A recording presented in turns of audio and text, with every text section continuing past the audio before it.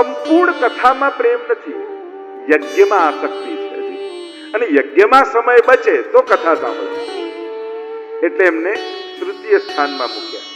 કારણ કે આ ત્રણ જણાની વચ્ચેનો ડાયલોગ એ ભાગવત છે. સુતજી, સૌનકજી, નારદજી એટલે વ્યાસજી, નારદજી વ્યાસજી અને શુકદેવજી અને પરીક્ષિત મહારાજ, આ ત્રણ વક્તા શ્રોતા અને એમની વચ્ચેના સંવાદ રૂપે આખી ભાગવત કથા છે. તો સુતજી અને સૌનકજી કનિષ્ઠ, મધ્યમ ગયા નારદજી અને વ્યાસજી. નારદજી વક્તા, વ્યાસજી શ્રોતા. હજી સંસારની ચિંતા છે, સંસાર સુખી થાય, બધાના દુઃખો નિવૃત્ત થાય, સમાજ ધર્મનું પાલન કરે, આ બધી પણ આધ્યાત્મિક ચિંતાઓ એમને છે, એટલે મધ્યમ. ઉત્તમાધિકારી સુખદેવજી અને પરીક્ષિત મહારાજ બંને ગર્ભમાં જ ભગવાનના દર્શન કરી લીધા છે, છતાંય ભગવાનની કથામાં પ્રીતિ છે. અને ભગવાન પામ્યા પછી હવે આમને બીજું કાંઈ પામવાની કામના નથી. જો મૃત્યુનો જ ભય હોત ને એનાથી દૂર કરવા કથા સાંભળતા હોત તો ઓફર તો આવી જ દેવતાઓની કે સ્વર્ગનું અમૃત પી લો અને અમર બની જાઓ. પણ જ્યારે વૈરાગ્ય આવ્યો ને પરીક્ષિત મહારાજ કે મને શ્રાપ લાગ્યો છે, હવે જીવન મુક્તિ, જીવનનું સાફલ્ય વિચાર્યું છે. હવે જન્મ મરણના ચક્કરમાં પડવું જ નથી. હવે અવસર એવો આવ્યો છે કે મૃત્યુનો ભય નહીં, હવે તો ફરી જન્મ ન લેવો પડે એનોય ભય લાગે છે. ક્યાંક મૃત્યુ તો આવશે પણ ફરી જન્મ લેવો પડશે તો. કારણ જીવનમાં એક વસ્તુ યાદ રાખો, મૃત્યુના જુદા જુદા કારણો આપણે ગણીએ છીએ.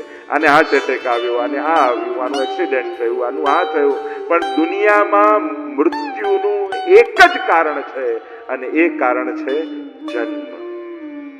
જેનો જન્મ થયો છે એનું મૃત્યુ થવાનું છે. જાત સહી ધ્રુવો મૃત્યુ, જન્મ્યો છે એ મૃત્યુને પામવાનો જ છે. બહુ સહજ પ્રક્રિયા છે. કેવલ ઘણાના સમયો બદલાય, કોઈ 25 વર્ષે, કોઈ 50 વર્ષે, કોઈ 80 વર્ષે. જીવન કાળ લાંબો હોઈ શકે છે, છેલ્લે તો મળવાનું મૃત્યુ નહીં. પરીક્ષિત મહારાજને મૃત્યુનો ડર નથી, ફરી જન્મ ન લેવો પડે એનો ડર છે. અને એમને તો હવે જન્મ મરણના ચક્કરથી છૂટવું છે. અને એટલે સુખદેવજી પાસે આવ્યા છે.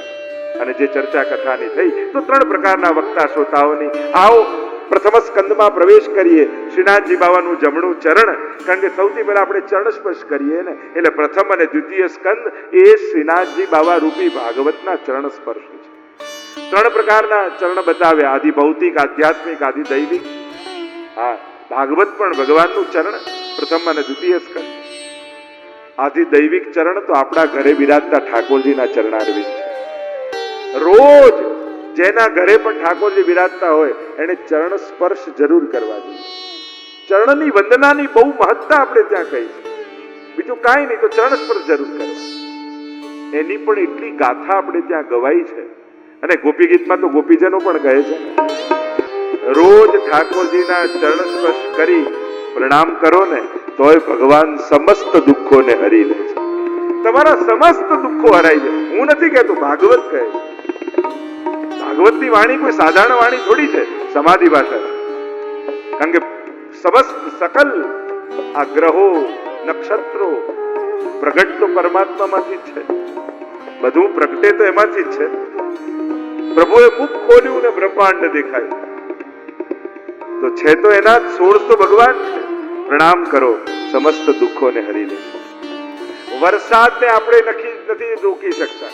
દુઃખો આવે આજુબાજુ, ચારે બાજુ. છત્રી તો ખોલી શકીએ છીએ. એમ ચારે બાજુ દુઃખોનો વરસાદ ભલે થાય, પણ જે ભગવાનના ચરણના છત્રમાં નીચે આવી જાય એ બધા દુઃખોથી બચી જાય છે. એટલે આપણો તો આશ્રય પ્રભુ જ છે. પ્રભુનો આશ્રય કરો. અહીંયા કારણ કે દુઃખના સમયે છે ને ભગવાન પર પણ અવિશ્વાસ આવવા લાગે છે. આ દુઃખ એટલું વિચિત્ર છે કે જ્યારે સંકટ અને વિપત્તિ આવે ને ત્યારે ભગવાન પર પણ અવિશ્વાસ આવે. આ ભગવાન આવું કેમ કરે? ભગવાન આમ કેમ કે છે? ભગવાન મારી રક્ષા કેમ નથી કરતા? કમી કૃપામાં નથી હોતી, કમી તો આશ્રયમાં હોય છે કે આપણી શરણાગતિ દ્રઢ નથી હોતી. અહીંયા અધિકાર લીલા છે. પ્રવેશ કરીએ અધિકાર લીલામાં, પ્રભુના ચરણોમાં સ્પર્શ કરીએ. પહેલા 3 શ્લોકમાં મંગલાચરણ કર્યું વ્યાસજીએ. મંગલ આચરણ, મંગલ ઉચ્ચારણ, મંગલ સ્પર્શ, આજ મંગલાચરણ. આપણે કે મંગલાચરણ કરવું, ભગવાનનું નામ એ તો મંગલ રૂપ છે, પણ ભગવાન માટેના કામ. જો નામ વાણીને પવિત્ર કરે છે, કામ કર્મને પવિત્ર કરે છે, અને એટલા માટે કર્મ અને વાણી અને મન આ ત્રણેયને પવિત્ર ભગવાન કરે છે. મંગલ આચરણ એટલે ઘણી વાર કે આટલા વાર તો ભગવાનને યાદ જરૂર કરવા. સવારે જાગો ત્યારે, પહેલો કોળીઓ મોઢામાં મૂકો ત્યારે, કામ કરવા માટે ઘરેથી નીકળો ત્યારે, પાછા કામેથી પાછા આવો ત્યારે, અને રાતના સૂતા હો ત્યારે આટલી વાર ભગવાનનું નામ લઈને જ કરવું. આટલા કાર્યો પ્રભુના નામથી કરવા. જોજો તમારા જીવનમાંથી દુર્ભાગ્યો જતા રહેશે. કારણ કે જેની શરૂઆત ભગવાનના નામથી થતી હોય ને, એને અસફળ તો કુદરત પણ થવા દેતી નથી. કુદરત અનુકૂળ થઈને તમારા સંકલ્પોને સાચવી લેશે. ભગવાનના નામથી જે કામ થાય. અહીંયા 3 શ્લોકમાં, પહેલા શ્લોકમાં પૌરાણિક ગાયત્રી, જે વેદમાં ગાયત્રી બીજ છે ને, એ જ પહેલો શ્લોક ભાગવતનો ગાયત્રી છે. કારણ કે ગાયત્રી એ વેદનું બીજ છે. દરેકને ગાયત્રી બોલવાનો અધિકાર નથી. શાસ્ત્રોમાં એમ કહ્યું, વેદ મંત્રનો અમુક અધિકારી લોકો જોઈએ. તો શું સમાજ ગાયત્રીથી વંચિત રહેશે, વેદથી વંચિત રહેશે? તો કહ્યું ના, વ્યાસજીએ પુરાણો પ્રગટ કર્યા છે જેના ઉપર બધાનો અધિકાર છે. અને એટલે પુરાણોક્ત ગાયત્રીનો જ્યારે પાઠ કરો છો ત્યારે એ શરૂઆત થઈ જાય છે. અને એટલે જ આપણા આચાર્યોએ આ બધા સ્તોત્ર પાઠોમાં પણ ગુપ્ત રૂપે ગાયત્રી પ્રગટ કરે. એટલે ઓમકારનો પણ અધિકાર લેવો પડે આપણે ત્યાં. એટલે જ જનો યાદીના સંસ્કારો છે, ગમે તે બોલી દે એ અધિકાર નથી. દરેકને અધિકાર સંપાદન કરવો પડે. તો ઘણી બધી શાસ્ત્રોક્ત ચર્ચા છે, એમાં વિસ્તાર ન કરતા. પણ વેદને પુરાણ રૂપે, એટલે પુરાણને પણ પંચમ વેદ કહેવાય. જે ગાયત્રી મંત્રમાં વાત કરી, તત્સવિતુ વરેણ્યમ, એ તત્સવિતુ તે સવિતા. મહાપ્રભુજીએ ગાયત્રી ભાષ્ય લખ્યું. તે સવિતા કોણ છે? તો કે પરમાત્મા જ સવિતા છે. સુતે પ્રસુતે ઇતિ સવિતા, જે જન્મ આદિ કરે. એટલે અહીંયા પહેલા શ્લોકમાં કહ્યું, સર્જન, પાલન અને લય એ કરનારો પરમાત્મા જ છે. બહુ ગહન ચર્ચાઓ છે, બહુ વિસ્તારમાં નથી જતો. છેલ્લે કહ્યું, સત્યમ પરમ ધીમહિ, પરમ સત્યનું અમે ધ્યાન કરીએ છીએ. પરમ સત્ય કોણ છે? જે શાશ્વત છે એ જ સત્ય છે. કારણ કે બાકી બધું દુનિયામાં નાશવંત છે. પરમાત્મા હતા, છે અને રહેશે. અહમેવા સમેવાગ્રે નાન્યમ યદ સદ પરમ. જે ચતુશ્લોકી ભાગવતમાં કહ્યું, કંઈ જ નહોતું ત્યારે હું હતો, બધું જ છે તો મારો જ વિસ્તાર છે, કંઈ નહીં રહે ત્યારે હું જ રહીશ. આખું વેદાંત સમાયેલું છે. મહાપ્રભુજીનું વેદાંત શુદ્ધાદ્વૈત બ્રહ્મવાદ છે. અણુભાષ્ય નામનો ગ્રંથ મહાપ્રભુજી રચ્યો. અને આચાર્ય એને જ કહેવાય જે વેદ, બ્રહ્મસૂત્ર, ગીતા આ ત્રણેયની એક વાક્યતા કરે. અને મહાપ્રભુજીએ ભાગવતજીને પણ ચોથા પ્રમાણ ગ્રંથ રૂપે સ્વીકૃત કરાવ્યું.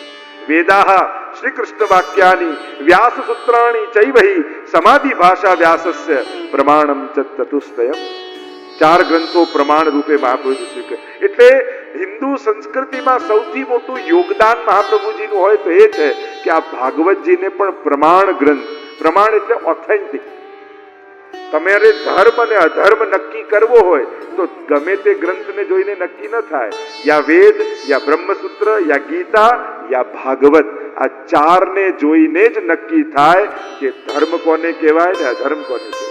તમારે કોઈ કાર્ય કરવું છે, તમને સંશય જાગે, આ સત્ય છે કે અસત્ય, આ ધર્મ છે કે અધર્મ, આ કરવું જોઈએ કે ન કરવું જોઈએ, તો કોઈ વ્યક્તિને પૂછવા ન જતા શાસ્ત્રને પૂછાય. તસ્માત શાસ્ત્રમ પ્રમાણમ તે કાર્ય વ્યવસ્થિત. ગીતાજીમાં ભાગવત કહે છે, ભગવાન કહે છે કે ધર્મ અને અધર્મ નક્કી કોણ કરે? કોઈ વ્યક્તિ નક્કી નથી કરતો, શાસ્ત્ર નક્કી કરે. શાસ્ત્રોને પૂછવું જોઈએ. અહીંયા સત્યમ પરમ ધીમહિ કહી પરમ સત્ય પરમાત્માનું ધ્યાન ધર્યું છે. બીજા શ્લોકમાં ધર્મ પ્રવચિત કહે તવો અત્ર પરમો નિર્મત્સરાણામ સતામ. અહીંયા તો કપટ રહિત ધર્મનું વર્ણન છે ભાગવતમાં. એમ કહ્યું તો કે ધર્મમાં કાપટ્ય શું છે? તો કે ભગવાન પાસે માંગવા જવું પણ ભગવાનને માંગવા ન જવું એ જ કાપટ્ય છે. આપણે બધા ભગવાન પાસે માંગીએ છીએ, ભગવાનને નથી માંગતા. પ્રભુની પ્રાપ્તિ એ જ ભાગવતનું પરમ લક્ષ્ય છે. મેં પહેલા દિવસે કહ્યું ને, હું ભાગવત દ્વારા તમને કંઈ ભણાવીશ નહીં, પણ ભણ્યા છો એ ભૂલાવી ભગવાન યાદ રહી જાય એ જ પરમ ફલ ભાગવતનું છે. કે ભગવાન સિવાય બાકી બધું ભૂલી જવાય એ જ ભાગવતનું પરમ ફલ. આ તો પરમ ભાગવતોની કથા છે. ત્રીજા શ્લોકમાં ભાગવતનું સ્વરૂપ બતાવ્યું. નિગમ કલ્પ તરોર ગલિતમ ફલમ શુકમુખાદ અમૃત દ્રવ સંયુતમ પીબત ભાગવતમ રસમાલયમ મુહુરહો રસિકા ભુવિ ભાવુકા. ભાગવતનું સ્વરૂપ બતાવ્યું ત્રીજા મંગલાચરણ. નિગમ કલ્પ તરોર, નિગમ એટલે વેદ, વેદ રૂપી કલ્પ વૃક્ષ ઉપર લાગેલું ગલિત ફલ એ શ્રીમદ ભાગવત છે. મૂળિયા ખાઓ, થડ ખાઓ, ડાળી ખાઓ ને ફળ ખાઓ, સૌથી મીઠું કયું લાગે? તો કે ફળ. તો શ્રીમદ ભાગવત એ વેદનું ફલ છે. કદાચ તમને યજ્ઞ કરાવવા બેસાડું, તમે સ્વાહા સ્વાહા સ્વાહા કરો તો આનંદ ના આવે, પણ ભાગવતની કથા સાંભળતા હો તો તમને બહુ રસ આવે. રસ છે ને. નિગમ કલ્પ તરોર ગલિતમ સુકમુખાદ અમૃત દ્રવ સંયુત. આ કેવું ફળ છે? એમાં ઠળીઓય નથી ને છાલે નથી, કોઈ વસ્તુ છોડવાની આમાં નથી. આ તો રસરૂપ ફળ છે. પણ આ મીઠું છે એમ ખાતરી શું? તો કે ઝાડ ઉપર સૌથી મીઠું ફળ એને કહેવાય જેના ઉપર પોપટે ચાંચ મારી, એક સૌથી મીઠું. તો કહ્યું આ મીઠું છે એનું પ્રમાણ શું? કે સુકમુખાદ અમૃત દ્રવ સંયુતમ. સુખદેવજી રૂપ સુકે આમાં ચાંચ લગાવી, એનું અવગાહન કર્યું છે, એનું રસપાન કર્યું છે સુખદેવજી. પીબત ભાગવતમ, અને પીઓ. અને ખાવાનું નથી, આ તો રસમાલય છે. શ્રીમદ ભાગવત છે ને એમાં દેવાલય છે, ભાગવત છે એમાં ઔષધાલય છે, ભાગવત છે એ ન્યાયાલય છે, ભાગવત છે એ પુસ્તકાલય છે, ભાગવત એ રસમાલય છે. આટલા આલયોનો સમાવેશ શ્રીમદ ભાગવતમાં છે. ભાગવત ઔષધાલય છે. અને કઈ ઔષધિ? શેની ઔષધિ? કયો રોગ? કે ભવરોગ. એટલે ત્યાં દશમ સ્કંદમાં કહ્યું નિવૃત્ત તર્ષય રૂપકીય માનાત ભવૌષધા ક્ષોત્ર મનોભિરામા. આ તો ભવરોગની ઔષધિ છે ભાગવત. ભાગવત રૂપી ઔષધિ જેને પાન કરી, પેલી ઔષધિ મુક્તિ પીવાની, આકાંતથી પીવાની. પેલી અમુક માત્રામાં પીવાની હોય. સવારે આ લેજો, બપોરે આ લેજો, સાંજે આ લેજો, એક સાથે બધી ન પી લેવાય. અને આ તો મુહુ રહો, વારંવાર પીતા જ રહો, છોડો જ. પેલી ઔષધિ તો રોગ દૂર થઈ જાય પછી મૂકી દેવાય. અને આ ભાગવત રૂપી ઔષધિ એ તો ભગવાન મળી જાય ને છતાંય પીતા જ રહેવાય. એવી ઔષધિ પરમ મધુર છે, ઔષધાલય છે. આ ગ્રંથાલય છે. સમસ્ત ગ્રંથોનો સાર એ શ્રીમદ ભાગવત છે. તમે કોઈ ગ્રંથાલય એટલે લાઇબ્રેરીમાં જાઓ અને બધા જ ગ્રંથો પડ્યા હોય, તમે કોઈને પૂછો કોઈ એવું એક ગ્રંથ કરો કે એમાં આ બધાનું જ્ઞાન આવી જાય. ત્યારે પેલો કે એવું થોડી હોય, દરેકના મુખ જુદા હોય. અહીંયા સુખદેવજી એમ કહે છે, વ્યાસજી એમ કહે છે, તમારે બધા શાસ્ત્રોનો સાર જાણવો છે તો કે હા, એમ કરો, લો આ ભાગવતનું વાંચન કરો, બધા ગ્રંથોનો સાર આમાં સમાયેલો છે. સમસ્ત ગ્રંથોનો સાર ભાગવત. આ ન્યાયાલય છે. તમે કોર્ટમાં જાઓ, ત્યાં ન્યાયાધીશ હોય, ન્યાય થાય અને કાયદાઓ બતાવવામાં આવે કે આ કાયદાથી ગુનો થાય છે, આ કાયદાથી નથી થતો. આ ન્યાયાલય છે. આ સાચો ન્યાય કરનારા છે, ધર્મ અને અધર્મનો, સત્ય અને અસત્ય. એમ આ ભાગવત એ પરમ રસમાલય છે. અને રસ કોણ છે? તો વેદે કહ્યું રસો વૈ સહ. એ પરમાત્મા જ પરમ રસરૂપ છે. અને એનો આલય, એનો નિવાસ એ શ્રીમદ ભાગવત છે. કે નવે નવ રસો ભગવાન પ્રગટ કરશે આ ભાગવતમાં. પૂર્ણ પુરુષોત્તમ એને જ કહેવાય જે નવે રસો દ્વારા અનુભવ કરાવે. જો ભગવાન ચંદ્રવંશમાં પ્રગટ થયા ને એટલે 16 કળાવાળા કહી કૃષ્ણ. ભગવાન રામ સૂર્ય વંશમાં પ્રગટ થયા અને સૂર્યની 12 કળાઓ, 12 મહિના હોય ને એટલે 12 કળા કહેવાય. એમ દરેકની કળા આદિ કહી છે. તો 16 કળા કોને કહેવાય? તો સૌથી પહેલા 9 રસો દ્વારા અનુભવ કરાય. 9 માણસને રસ છે. આપણે ત્યાં અનેક પ્રકારના રસોની ચર્ચા છે. તો એમાં હાસ્ય રસ છે, શિંગાર રસ છે, તો એમાં તો ભયાનક રસ પણ છે. એમાં પણ આનંદ. રસ હોય ત્યાં આનંદ હોય, તો ભયાનક રસમાં ક્યાંથી? ડરવામાં આનંદ હોય તો કે હા, પૈસા ખર્ચીને હોરર મૂવી જોવા તો જાઓ છો તમે.